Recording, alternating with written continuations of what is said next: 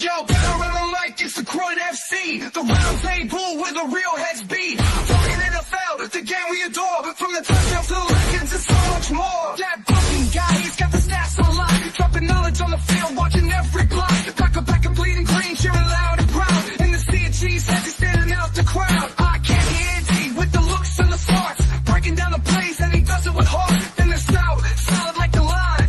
His takes are heavy, his vision's divine. Week by week, we break the game down. From every big play to every new crown. Offense, defense, we cover it all. From the springtime draft to the winner's last call. It's not just a podcast, it's a fan's lifeline. Connecting every moment from the vines to the side. Week eight. It's almost over.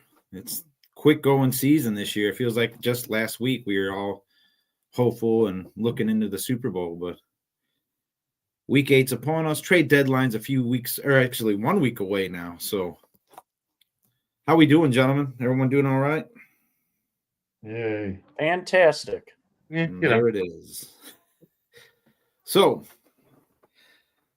there's nothing really going on after our show Sunday, so we don't need to talk about any of that.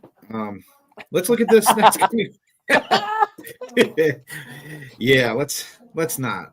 I mean, I don't want to get into it. I posted my thoughts on the Bucs loss last week.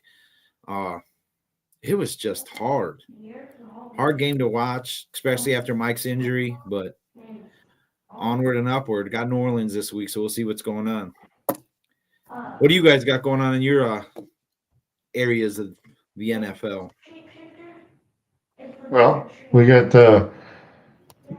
watch the Cowboys smoke the Commanders, which was just excellent. Love to see it. And I feel sorry for our buddy, Mr. Sean Spencer, but Let's Talk Football. He made a bet and lost, but he was a man of his word, and he had to wear a Dallas Cowboys jersey. So that was that jersey. That jersey looked like it was already worn a couple times. I think he's a closet Cowboy fan. If we're he might be, but he wore that. He wore that jersey. I took pictures, so I will always have that to see that from here on out. Sean, if you're watching or listening, text me and we'll get you on the show. We'll get you on here to defend yourself. Man, well, hey, everybody's been on there but me. And the best part about it is that was an easy victory for the Bears. Yeah, it was. Hey, wait a minute. I do have something. Can we spare a minute for this? No, spare a minute? Dear God, no. Yes. Okay, so we do have a clip of Sean actually having a little apology, but I think he's got a little more closet in him. Let's take a look. Hey, and I got to send a shout out to one of your co-hosts, I Candy Andy, the Chicago Bears fan. Listen, I apologize. We didn't do a show, so I wasn't able to bring you on here, but I'm not hiding. I will let you vote. You guys got the win. Okay, it was close. But one thing I will say, and I was talking to my buddy Nick about this. Y'all fans, y'all travel deep. I mean, the section we were in, it was all Bears fans, and they were giving me a hard time. And that I'm sitting here like, don't I have the home field advantage here? What? Oh, you guys are giving me a hard. By the end of the game, I'm sitting here humming, "Go Bears, Chicago Bears." I'm like, what am I doing? Why? But I heard it the whole entire game. They got me in there, man. Hey, fair enough. He almost knew the words. Yeah. You might be to send that. We could totally send that to him. They left out the big part, the biggest part that we got done talking. I tell them, don't worry, nobody likes Andy anyways. Let's start this week That like would we hurt do my every feelings, week. but he's a Cowboys fan. Sometimes you gotta take one for the team and just let them have their win. All right. Let's head to Chicago. Welcome to the bare minimum with your host, I Candy Andy. Walter, Ditka, Peyton, Dent, Butkus, Hitman, Khalil, Fridge, Richard, Jim, Lovey, Sires, Cutler, Fields, the Bears, the Bears, the Bears, the Bears that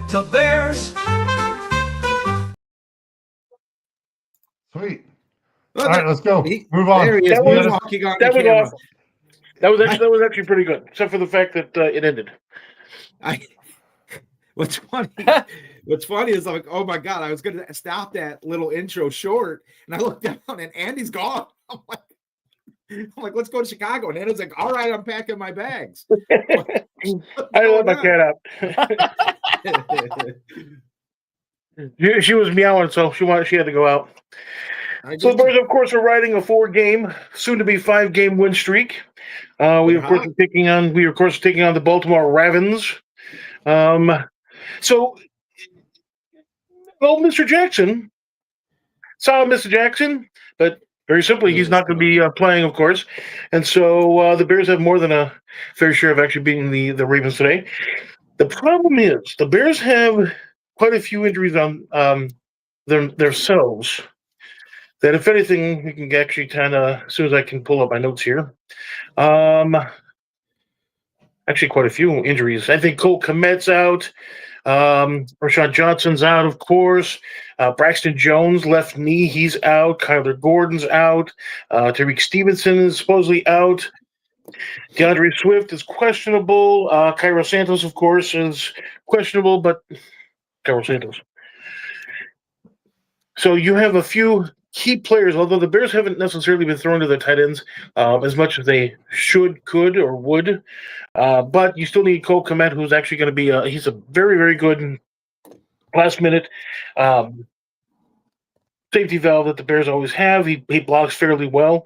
You do, in fact, have the rookie, of course, is still there. So if anything, you still have that as your safety route. But, with DeAndre Swift, of course, going out and having over 30-something yards last week, if by chance DeAndre Swift is kind of either questionable or he can't necessarily go full speed, along with Braxton being out, the Bears running game is you're probably running at 55-60%, which maybe even 70%.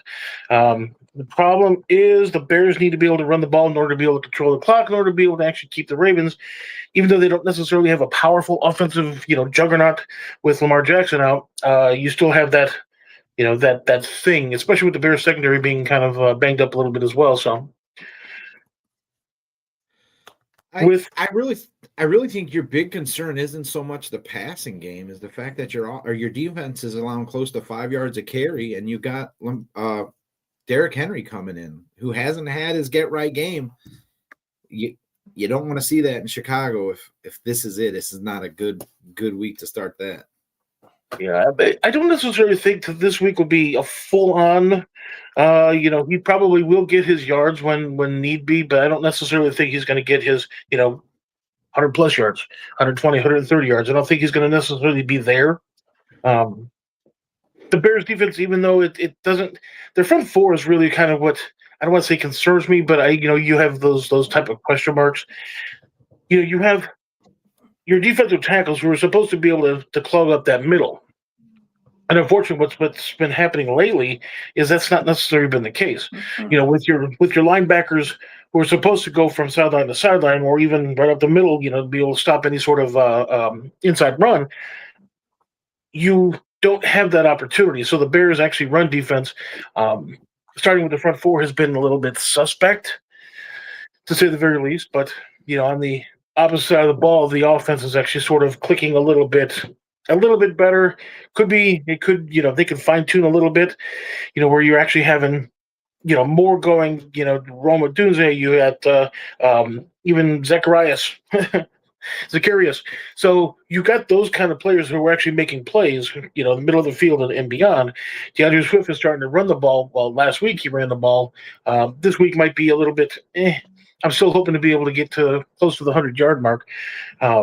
But with Loveland, of course, being basically your only tight end this week, I think the Bears' front four defense is going to be the biggest question as far as whether they're going to blow out the Ravens or just squeak by less than a touchdown. You guys got any thoughts on this toss, Andy? I obviously living around the Chicago area, you hear a lot of things. My concern, Andy, that's your 3 starting corners hurt. does it concern you even a little? I mean, that's a big dent. I mean, I know it's not Lamar Jackson throwing the ball. I know they have Derrick Henry, but I mean, with as big of a game as this is for the Bears to kind of just stay in the race and to really basically put the death nail in the Ravens season. I mean, does it bother you at all that defensively you guys are pretty much gutted? Yeah, but you have some of the secondary players are actually, they're not necessarily new or rookies, so they do have some experience at those positions. With the Bears, as long as we can actually get some of that pressure, Montez Sweat, of course, and a few of the others can actually get some of that pressure, the quarterback should, whoever that is, I don't even know who's quarterbacking for the Ravens. Tyler Huntley is supposedly starting the quarterback today for the Ravens. He is the starting quarterback, yes. Indeed. Anyway, you get him kind of sort of happy feet, and I think, if anything, the Bears, especially with like T.J. Edwards and some of the other guys in the middle, could conceivably get maybe one, possibly two takeaways. I think the Bears are actually leading in takeaways currently the season, so one, maybe two takeaways I think would probably end up going. But here's the thing, again, Bears defensive front line. So if by chance you clog up that middle, so you're reducing that that run game, and if they actually, here's where the problem is with the Bears, it's not necessarily the deep pass, it's not necessarily the short pass, it's that bloody part right in the middle, what the Bears are always susceptible to. So if they can actually either negate or curtail that dramatically, I think the Bears have more than a fair chance to be able to, a touchdown plus victory. So, but we'll see. Like I said, not to spoil anything, they're my upset special this week, so that's not too much out there. I completely understand. Everybody's going to be wrong all the time, so this is of course you. Wrong. I got the Bears winning. They're my upset special this week. You shouldn't be an upset special. The Bears are probably going to win by at least a touchdown, maybe 12. Somewhere in between. I'd be happy with the Bears' victory at 2. If they can win by 2 points, I'm happy. But if you want to move to those bloody Packers, I guess. What about them? They very well may get their asses handed to them by their own old quarterback. Oh boy! Oh boy! Oh boy! Profanity. That was profanity laden. Yes, we're working blue today. So what do you got, Brian? You got a big matchup. You got, Aaron hosting his ex.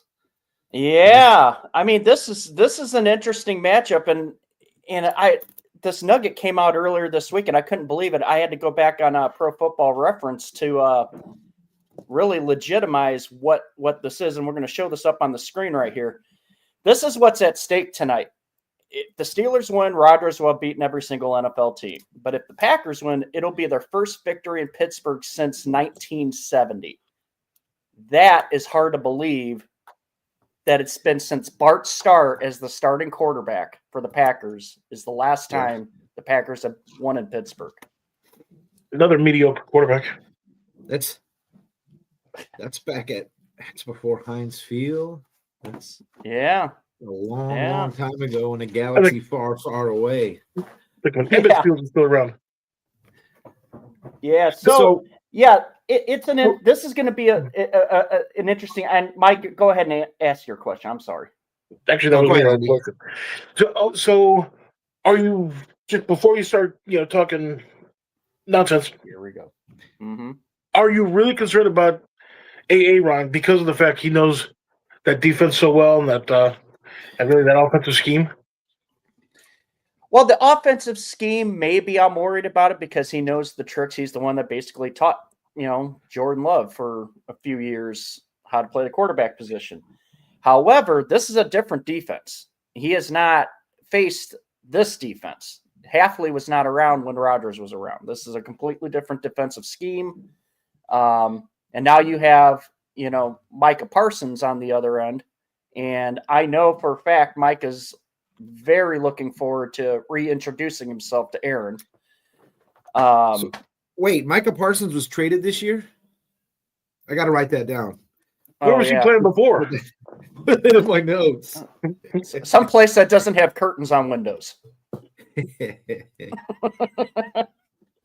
But anyways, if you want to digging in deep to the game, the Packers have quite the injury list as well. The biggest name on here is Lucas Van Ness is out. That's one of your guys that's been getting pressure on the quarterback. So you're going to miss one of your guys. Obviously, Rashawn Gary will step it up. Hopefully, Micah Parsons can still provide that pass rush that he has been doing so greatly this year. Dontavian Wicks is out as well, which is a receiver. And right now, Matthew Golden popped up on the injury list with a hip injury and is questionable. If Golden is not 100%, you're now down 2 more receivers. And the only thing that we're waiting word on is Christian Watson suiting up today. He has been activated. If he suits up, it does if you want to try to get any kind of plays downfield, because right now, looking at catches by the team receptions, Tucker Kraft's leading everybody. You're not going to throw to the tight end all day. You might. It's there. It's obviously been there. Kraft's been playing out of his head lately. But Watson is just so – how is he never healthy? I haven't seen him in like 3 games, and he's hurt. Every time he comes up next week, he's hurt. Is that something you guys want to showcase today? Maybe put him on the trade block? Do you think anyone would be interested in that? Do you think the Packers would be interested in that? There are quite a few teams without receivers right now. Yeah.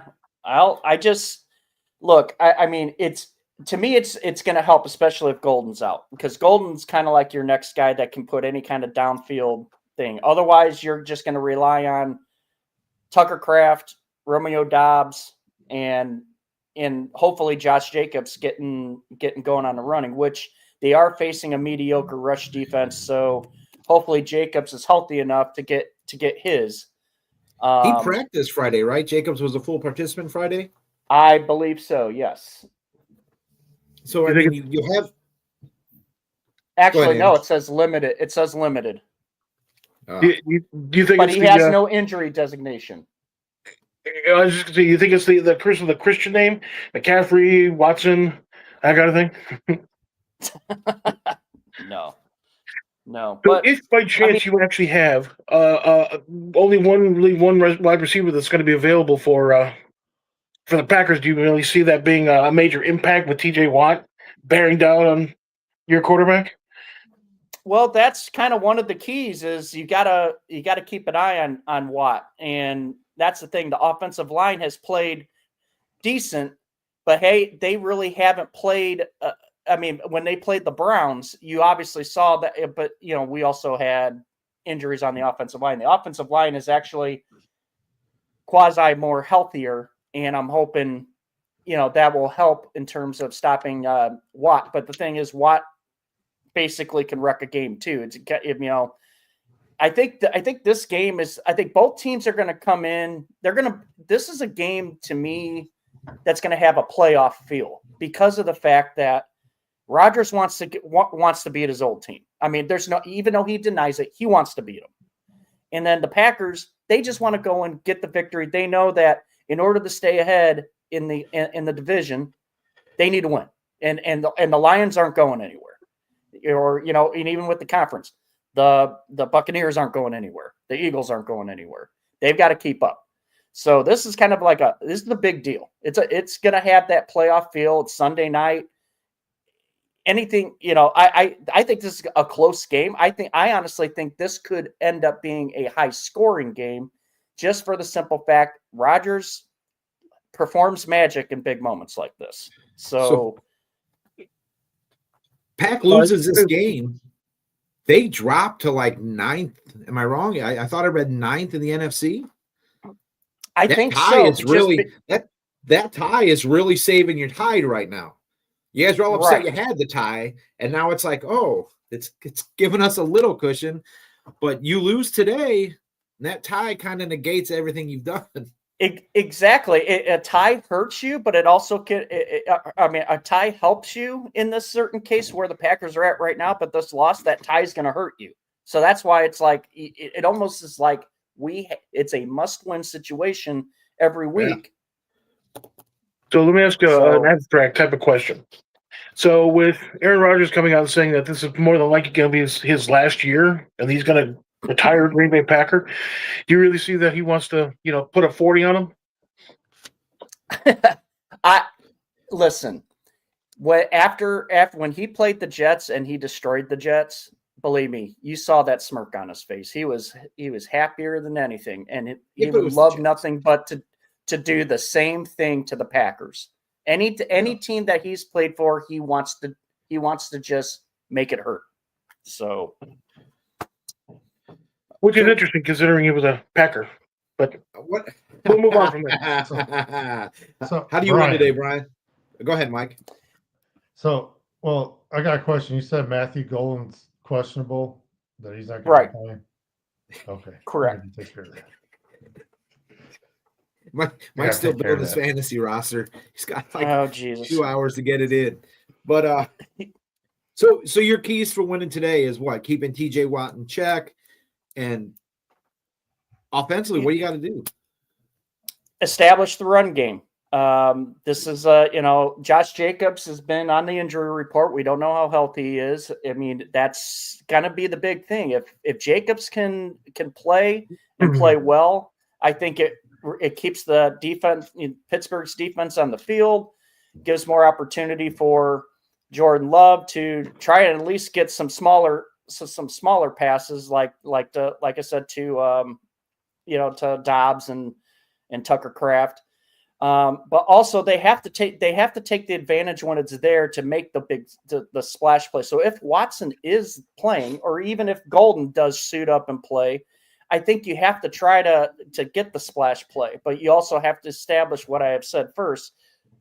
And obviously you got to keep Watt in check as well. And then on the defensive side, slow Jaylen Warren down. And then you just got to keep putting pressure on Aaron Rodgers. Rodgers is not as mobile as he used to be. I was just going to say that's huge advantage. You're playing a 40-year-old man as opposed to playing the 27-year-old that would roll out of the pocket and just take off running. So, right. Advantage Green Bay there. In terms of pass rush to Rodgers. Yeah, you force Rodgers out of the pocket. He's not going anywhere anymore. He might get you 5 or 6, but he's not going to get you 20. You get TJ Watt forcing Jordan Love out of the pocket. Love can scramble. He's not actually a mobile quarterback per se, but he can move. He can scoot. He has good field vision. He's learned how to slide in the past 3 years. So, I mean, that's big. Yes, I definitely think advantage, obviously Jordan Love on scrambling, the ability to get out of the pressure. But, Rodgers also leads the league in ball out of the hand, like it's like 2.6 seconds average or whatever. So he's getting the ball out quick because he knows he cannot run. But that's the thing. Micah Parsons, Rashawn Gary need to keep him in check, put the pressure on him, make him make mistakes. He has made mistakes this year. So right on. All right, what's your final score? I think this will be in the neighborhood of about I'm going to say 30. We're going to go 30-27. Packers win by a field goal. Nice. Wow. All right. Cool. We had Minnesota getting their doors blown off by the Chargers yesterday. What else we got in the NFC North? Anything else going on? Nope. We ready to transition out of here? I guess. Yeah, I think the Lions are on a bye, right? Yeah, I mean they've already had their win this week. Let's not bring up the Lions again. Well, who they beat? I'll talk about it. So, Mike, where are you sitting over there in Dallas, man? What do you got? Well, Houston. I got a lot of things to bring up. One, something exciting that for us, Overshown, our outside linebacker, looks like he's going to be back within 3 weeks.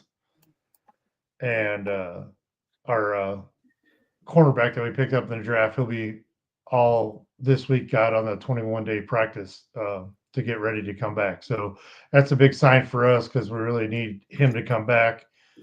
He shined out. He did a really good job last year, and so that's kind of a positive thing coming for defense. But with that said, we also are now out 2 safeties. Our starting safeties are both out, which they were out last week. They're out again. And again, Trayvon Diggs has been put on IR now with a concussion or whatever they said he has, but he's been put on IR. The rumors floating around that is basically that he might get traded. I don't think putting him on IR helps that. You can't put someone on IR and trade him. He would have to be off IR past physical to be traded. You got what, a week? Yeah, and that's what, when they put him on IR, it kind of shut all the rumors down that he was getting traded. So now they're saying, oh, they'll trade him in the off season or whatever, but I don't see he doesn't want that because then we'll actually be good. But so we got that going. So, but again, that was our injury report for us this week against Denver. Denver's injury report is basically a person that's not playing. Their linebacker Greenlaw is on his suspension, so he will not be playing this week. It looks like their other linebacker got put on IR a couple weeks ago. He's still out. And they're basically everybody that's been on IR. Denver's pretty healthy besides the ones they've had on IR. The issue I have with this game, and I looked it up, and I know it'll shock you, but I did my research a little bit, and Dallas has lost 7 straight games against Denver. The last time that, since we're bringing up, the Packers bringing up history of the last time they won, the last time Dallas beat Denver was in 1995. Not as far as back as we had to go with the Packers. But I went back to work, got up on Monday morning, and there it was. Glory hole. Glory hole. So, I mean, we got 7 straight losses. At some point, we got to step up. But this is gonna, I think, gonna be one of the better games this week. I just have an issue with one. Denver defense shows flashes of being really good, and the way Dallas's offense is taken off, I'm wondering if Dallas could keep the momentum of their offense still doing what they have been doing. But the other big point about this game is Javonte Williams is going up against his team that drafted him and then let him go. He wants to stay in as much as he can just to, again, like what Rodgers wants to do. He just wants to beat his old team. So if Dallas defense could do what they did last week, which Eberflus finally ran man close to half the time. I know, we had brought up about the air being thinner up there, if that would be a good thing to do. But again, we do better off when we're in man coverage with this defense than we do zone. So I don't know if I think this is going to be a close game with the air so thin up there and the field goals. When Dak goes out, he asks Schottenheimer every time, where do I got to go? 50. I really think you could get him to the 45. Today, 45 and let him go. You might fair catch it on the 30. Field goal range. It's on your own 30. It's unbelievable how he's kicking this year. But Cowboys, if I don't know how to say this without sounding like a jerk, but if Dak Prescott is on any other team, you hear more about him being an MVP conversation. Yeah. He's playing out of his head this year. If they can get a complete game, play complementary football, I don't think you even have to worry about Denver. It's a matter of playing complementary football. Yeah, So- and we did that. We did that last week against the banged up Washington team. But I Denver's not banged up. They got a pretty good defense this year, so I think this is going to be a test of how well they do right now. So that's the biggest take for me is how do they do this week against Denver's defense? That's a pretty good defense. So I'm not talking about Dak being in the MVP conversation and that stuff. I'm not really talking about the No. But I do have a question for you. So with RJ Harvey, UCF, running back, is the Dallas defense going to be able to slow down the running attack of Denver in that thin air? I think so. We've shown mostly all year that we could stop the run. I mean, there was a couple games, but I think that was more of play calling than it was anything else. But we've done pretty good with the stopping the run. Again, it depends who shows up. Like I said, ever since Sanborn got hurt and our rookie Shamar James came in, he has been lights out, being able to help stop the run. And our trade from the Micah Parsons trade, Mr. Cook has done pretty well for himself too down there in Dallas, stopping the run. So yeah, I'm more worried about if Bo Nix takes off. He's not a scrambling quarterback, but again, he can take off running, and I think that's Dallas's Achilles heels on defense right now is a quarterback takes off running. But with our corners and everybody being backups, I'm kind of hoping they can contain their wide receivers because Denver has good wide receivers on their team. So I think you're going to see Dallas try to run the ball more, and I think Denver is going to throw the ball a lot more than they have this game. So, well, I mean, you got your starting corner still out, so I would definitely try to take advantage of that if I'm Denver. Let me throw this out to you guys real quick here before we go to the next game. We got Kirk Cousins in Atlanta, Andy Dalton in Carolina, Joe Flacco in Cincy, Carson Wentz in Minnesota, Marcus Mariota in Washington, all starting quarterbacks.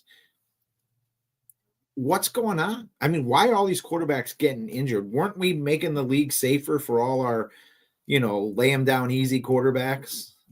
You got 2, 4, 6 changes at the starting quarterback in week 8 of the NFL. Marcus Mariota is now starting his second game for the Washington Commanders. Can they make it any safer? Are we going to see flags here very shortly? Let me actually answer that question with a question. How many of them are either dual threat or running style quarterbacks? Well, I don't know if you call him dual threat, but you got Penix in Atlanta. He's very mobile. He can run if needed. Bryce Young, again, not a mobile quarterback, but can run if needed. Lamar Jackson, 100% a mobile quarterback. Joe Burrow. I mean, you have to call him mobile because he's running for his life behind that offensive line. JD5, I mean, RG3, you got to do something. But Mike, you just said it. You said the word offensive line. Isn't there? Hasn't there been kind of a proven theory that offensive linemen aren't as good as they once used to be? And it seems like some teams just are better at finding offensive linemen and grouping them together as one more than other teams. I mean, all those guys you just listed, all of them have offensive line problems. These are all taken by low teams, so you hide draft picks, and that's exactly it. But you got, not that I want to bang on the Bucs right now, but you got the Bucs who have not had their starting offensive line since week 1. Even before week 1, they didn't have all their starters. Baker Mayfield's still upright. He's more mobile than most quarterbacks on the list, other than JD5 and Lamar Jackson. I promise you, we get more quarterback injuries. It's going to be against the rules to hit the quarterback. It's just going to be, you get in their halo, they're down. It's going to be stupid. It's coming. I guarantee it. Well, I think a lot of it, when they, we've talked about this in the past, when they started bringing up all the rules about protecting a quarterback, you don't take those hits all game long, right? And I know they get banged up and injured, but you don't take those hits as much as they used to. So now when they take the hits every once in a while, I think it's really shocking their system a lot of the times of where'd that come from. I think it's doing the reverse of what the league thinks it was going to do. I mean, I don't know. and it is. To the point is the offensive linemen too. The teams, if you look, their quarterbacks are hurt. Most of them, their offensive line's not that good. But again, they're getting hit, and they're not used to getting hit. It's just like them not practicing in pads most of the week. You know what I'm saying? Like at some point, stuff has to give. And Corey here makes a valid point as well. I mean, it's hard being an offensive lineman when you're playing with a mobile quarterback or someone who, runs, because now you got to worry about your hook on the outside, you're holding, you're pulling down the inside, him rolling out of the pocket, you ruin the protection. But NFL's going to do something stupid. It's going to be like quarterback has a pitch clock. He's got to get rid of the ball in 6 seconds. If he doesn't get rid of the ball, he's down. We can't have that. That can't be a thing. But anyway, I digress. So instead of a little towel, they got a little flag, so you pull the little flag. It's going to be something dumb. I guarantee it's going to be something dumb.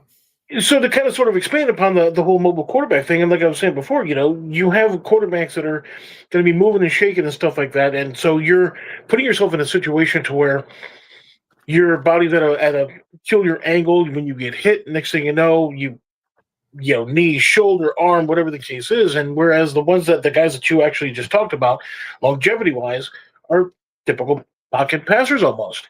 Marcus Mariota, of course, can be. I don't say mobile, but he can get out of the pocket if he needs to. Joe Flacco, probably not. Aaron, probably not. Not at this point.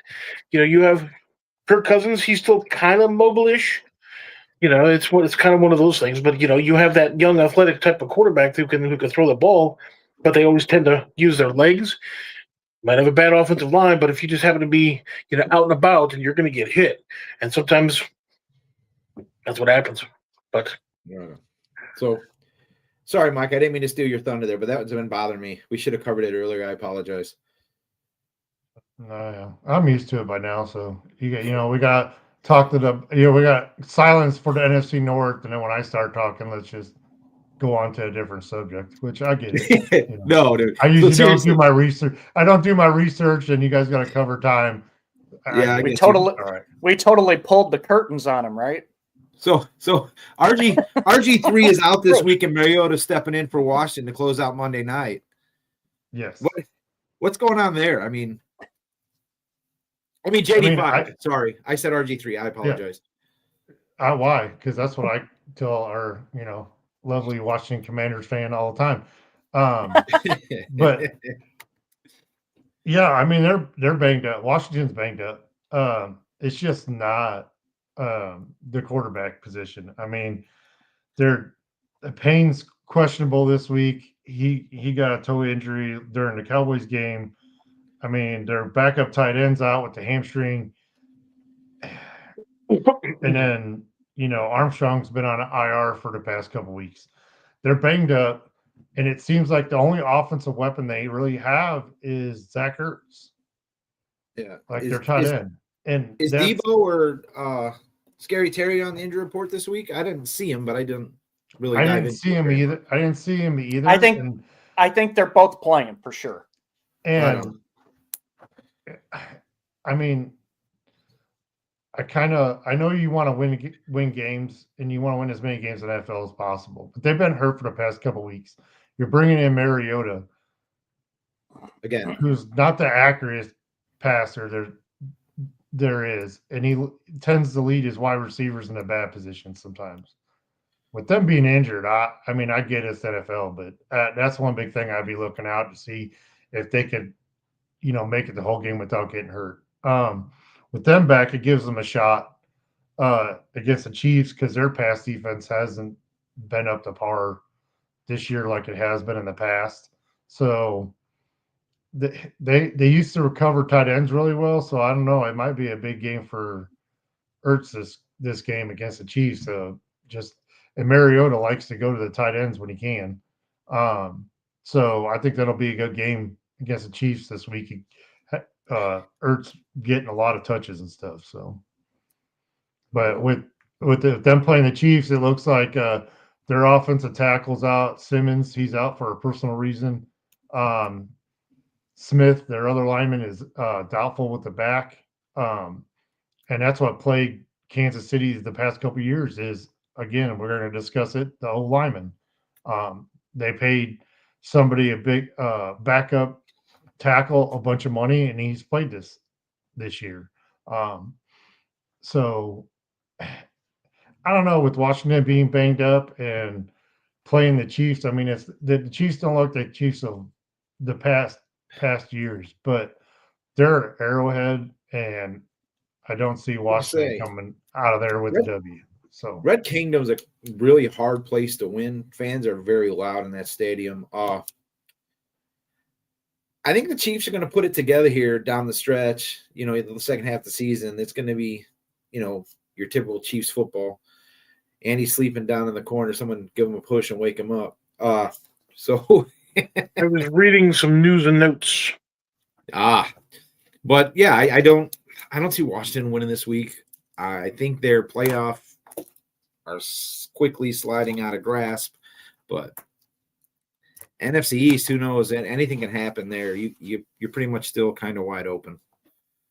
Yeah, as of right now, yeah, it's not. I mean, that takes us into, you know, the Eagles-Giants game, which, you know, it's the way the Giants look like they're kind of coming together a little bit with Scadaboo and Dart. I mean, the Frat Brothers. It's gonna be, yeah. I mean, I think this week's going to be a rough.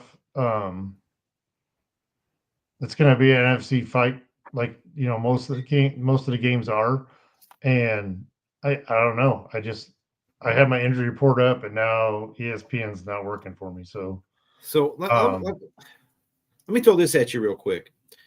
If the Giants can mature, they're very at the brink of, hey, we can win this game, or hey, we can lose this game. It's not like they're blowing teams out. It's not like they're getting blown out. They're in most games. They've got to learn how to win. With Scadaboo running the ball and Jackson Dart, if he can play mistake-free football, they can win this game. If they can keep Saquon Barkley in check, they can win this game. It's just a matter of who shows up, when they show up. If we don't have inopportunistic turnovers in New York, you can steal one in Philly this week. And I think they can. But I do have the injury report if you want. Yeah, it kind of finally popped up, but it looks like I appreciate it, Brian. It looks like their safety Johnson went on the PUP IR list with a undisclosed injury, I guess. Their corner's out, and the big one is Burns has a hip, and he's questionable. I think if he plays, I think they have a shot of stopping Barkley. I don't see if him not playing. I think Barkley runs all over the Giants defense, but I think a lot of the issues with the Giants, and I'm going to say it again, since he got hired, I think it's the head coach issue. And I mean, he showed that they got fined for going in the tent trying to get Dart back out there because he didn't want to go with Russell Wilson. I mean, you're kind of like, it's almost like, he's not doing it. It's like the mom that, they don't have a favorite kid, but that's what he's doing. Like with his players, he's showing who his favorites are. And I think that's detrimental to the team. That's not.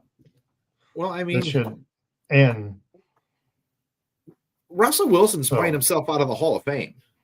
So yeah, maybe he's trying to protect Russ. I mean, he's like, look, buddy, you have a shot at a golden jacket. You throw one more damn interception, it's out. Well, and his former his former teammates are talking about it. That since he left Seattle, he does not have a winning record, not even close. Oh no. No, So he's not. But Who'd say was injured? Johnson Burns?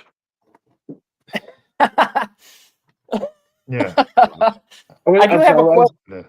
Reading my news and notes, I didn't pay attention. On this game. I mean, you brought up the Giants injury report. You're saying the Giants have a shot if Burns plays or whatever. Okay, go on the Eagles side. AJ Brown out. Center Cam Jurgens out. Yep. Now we're talking about Barkley running. Barkley's struggled all year. Yeah. I mean, they've a lot of teams have loaded up the box against them too, and I think that's a lot that had to do with it more than anything else. Look, AJ Brown, I mean that's a non-factor right now. He's the rumors coming out that he's been, the locker room he's been causing trouble in the locker room. Everything else, his hamstring's out. It almost seems he hasn't done anything this year. Like, I've seen some clips of him just like stop running a route mid route. Like it's almost like he didn't want to be there. Like he's doing that again. I don't want to be here, so I'm gonna, play. But I mean, the biggest one's gonna hurt is that Jurgens, their center being out. I think that's gonna be the biggest issue right there for the Eagles. But again, this is gonna be an NFC East game, but again, I think the Eagles, the Giants, the Eagles end up pulling this out just because of the Giants and their inability to keep things going like they should. They find some way to get themselves thrown out of a game every game. So, Anyway, you guys got anything else on that game, or are we going south? Oh, let's go do the pick six and call it a day. All right. Here we go. Heading NFC South. We have Miami facing the Atlanta Falcons. Falcons are favored by 7.5, even without Michael Penix. He's listed as questionable. All reports are stating that Kirk Cousins is going to start this game for Atlanta. But the Falcons injury report isn't anything to look at and think it's not a big deal. You've got Diablo, who's your starting inside linebacker, who's out. Walker, your edge, is out. Norton, your floating offensive lineman, is out. Drake London is questionable. He did participate in practice on Thursday and Friday. I think Thursday was limited. Friday was full. So he's probably going to play. You got your safety Fuller is questionable. He is expected to play. But those are big injuries in key positions. Then you look at Miami, and you've got your tight end out with an ankle, and one of your corners is questionable. Other than that, you're healthy. This is a game that if Atlanta doesn't win, they're finding themselves out of the mix, really. If the Bucs can keep winning, if Carolina can keep winning, they can force Atlanta out of the playoff picture completely. Although, like I said, Atlanta's favored by 7.5. Miami doesn't look like they can beat themselves out of a wet paper bag right now. That whole team has abandoned Mike McDaniel. I don't know how Miami wins here. I don't see it. I don't see it. I mean, especially when you got Tua turned the ball over. I mean, that dude's horrible. I mean, it was like the little video I sent. Too many concussions. I don't know if it's concussions or the fact that he's 3.5 feet tall. Yeah. Well, I mean, I don't know if. I mean, I don't know about you guys, and I know it's AFC team, but I mean, don't you get a sense that if Miami gets blasted in this game with Atlanta playing Kirk Cousins and having the team riddled with injuries, don't you have a feeling that they just leave Mike McDaniel on the tarmac and say you're fired? I think McDaniels knows he's already fired. I think the writing's on the wall already. I think he's just finishing out the contract or finishing out the season, going to collect the money on his contract and stay at home. He might be doing that already. He looks like he's strung out. Every time I see him on TV, he looks like he's strung out. But anyway, not saying he's on drugs or not. All I'm saying is he looks terrible. Let's go to Buffalo, Carolina. Buffalo only has their defensive tackle Jones out with cap, but the Panthers only have one person listed out as well, and that's Bryce Young. Did they have a shot with Bryce Young? Probably. Do they have a shot with the red rifle? Yeah, probably not. I mean, come on. Again, this is a game that Buffalo should go into Carolina, walk out with the 8-9 point victory, and go into the next week. Although it being at home, Carolina's not an easy place to play. They don't have the home field advantage of, say, a Green Bay or Chicago. It's not like that in Carolina. I don't see a formula that Carolina wins this game unless Buffalo comes out and absolutely craps the bed. Andy Dalton is nothing that he was in Cincinnati. He's far from what he was in Chicago. And trust me, in Chicago, he was atrocious. So, I mean, I don't know. Again, injuries are killing this week in the NFL. Fantasy football teams are scrambling to get a quarterback. Anyway. Tell me about it. So, now we're going to go, before I go into the Bucs Saints game, I want to discuss Monday Night Football because I'm so sick of seeing the post that the officiating was awful. It was. The officiating sucked. The Mike Evans injury was atrocious. The guy was a good second early, riding Mike Evans back to the ground and then forcing his weight upon him when he's hitting the ground. Awful. Should be fined and suspended. But that's not what cost the Bucs the game.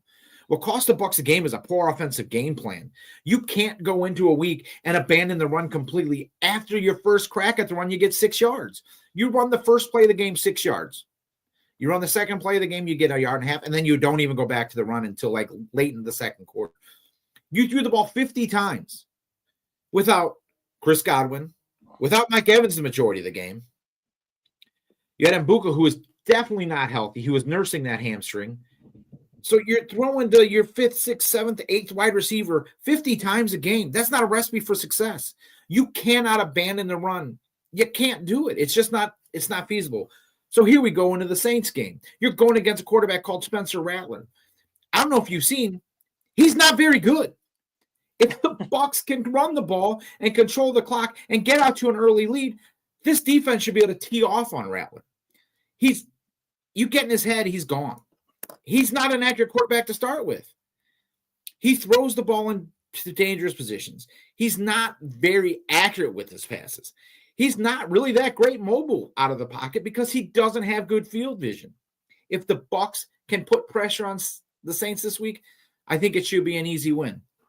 However, going into this week, again, no Mike Evans, no Bucky Irving, no Chris Godwin. You lost your now third guard in Haggard. Reddick is out, and Vita Vea is questioned with a foot injury. On the Saints injury report, you have, okay, so now let's get into the game. I mean, seriously, there's no one on the Saints injury report. The Bucs are still riddled with injury. I listed 5 people, but I didn't list anybody that's on IR. You Bucs have to run the ball this week. You need a heavy dose of Rachaad White. You need a heavy dose of Sean Tucker. I almost said Sean Spencer. Yeah, I am, because I got 5 minutes. But anyway, yeah, Bucs should run the ball this week. Bucs should rebound this week. I told you last week was an excuse game because the Bucs were so injured. The Lions were so injured. So whoever lost that game was going to have a litany of excuses. There's no excuses. You pick yourself up and you go into the next week and you got to come off the W because you got the bye week coming up and you have a chance to get healthy.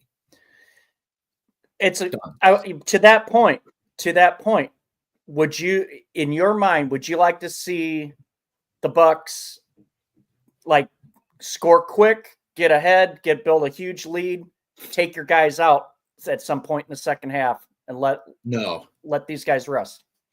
No. So you would rather keep Baker Mayfield one hit away from being out for the rest of the year. You would rather keep Mbuka to re-injure his hamstring. That's my point. Okay, but let me ask you this. How much money are they making to play a game? How much training goes into that game? How important are divisional games?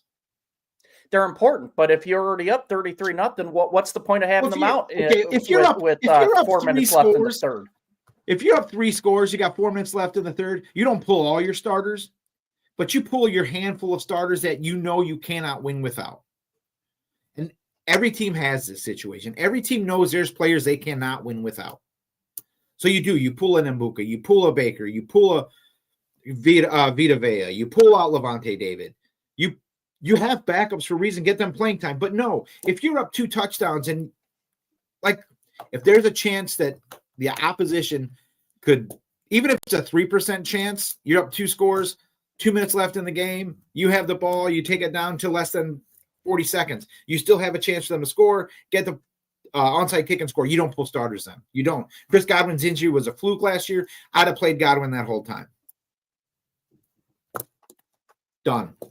Okay. All right. See, consequently, you can actually put it the other way. You know, you want to do the whole ball control kind of a thing and actually have just run. You know, you're not necessarily gonna leave yourself open for injuries, but then, you know, if you're just running the ball 1, 2, 3, 5 yards, first down, that kind of thing, you can control that thing and actually mitigate some of those overall injuries. Yeah. So, But yeah, Brian. Okay, go ahead, Mike. I just seen something pop up, and it's the Saints and Bucs game. Whoa. But they had they've been talking about trading the wide receivers. I guess apparently they're more open to trading Shaheed and Brooks. They want to keep Chris Olive. So, but they said if they trade Brooks, he'll be the most traded wide receiver in NFL league history. Right. Brian, you got us some best bets? Of course I do.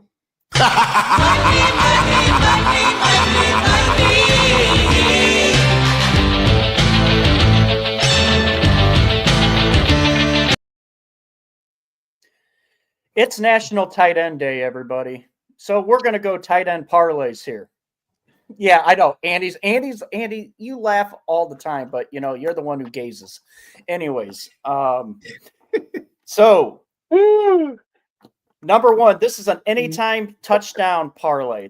George Kittle, Cade Otton, and Ferguson from Dallas. It's listed at plus 1481, meaning $10 nets you $148.12. There you go. Worth it. And then this is my other one.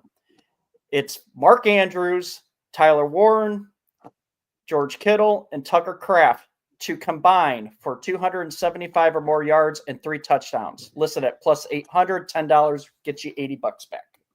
Hey, I mean, it's yeah. I really worry about your whole Baltimore connection in that one, but as we all know, the Packers fan like some tight ends. All right, well, we do have pick 6 to get to today, but I'm sorry, Mike, you won last week, and we were going to get to it, but we have no time. So till we meet again. No, I'm just joking. Let's kick pick 6.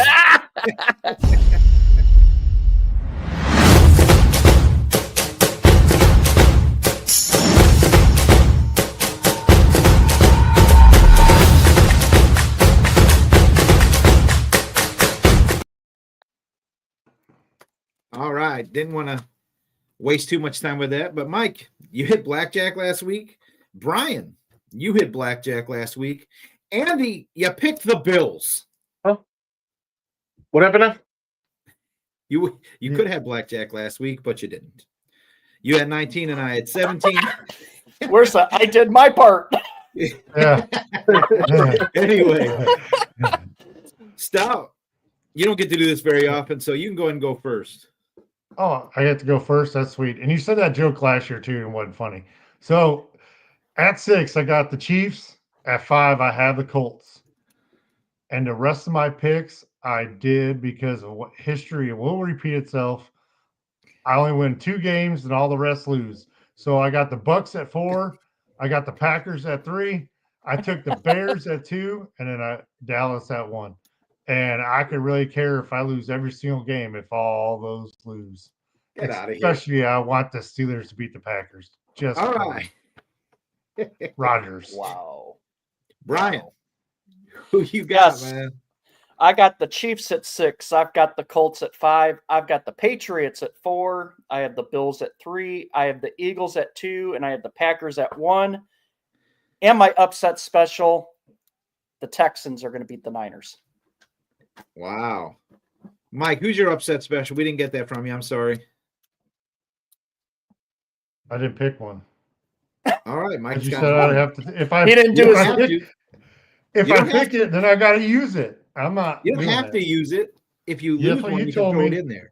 I'm just gotta give it a following point to it. instructions given to All me. right, Andy, what you got?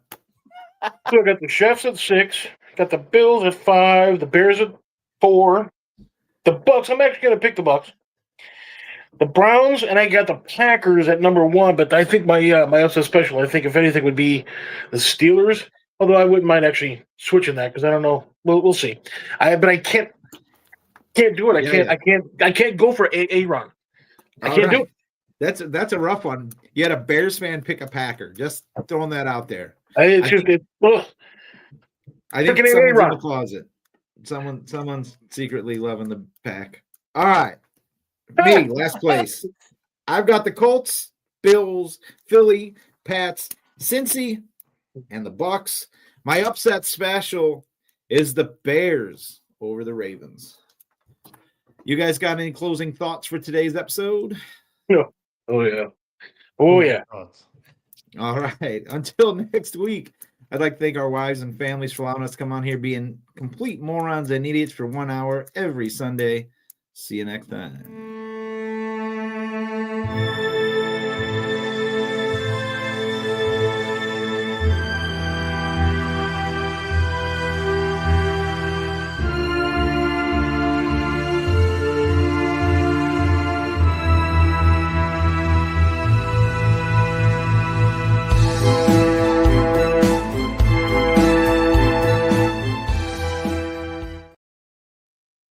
Going to Vegas since I got black. But I went back to work, got up on Monday morning, and there it was. Glory hole.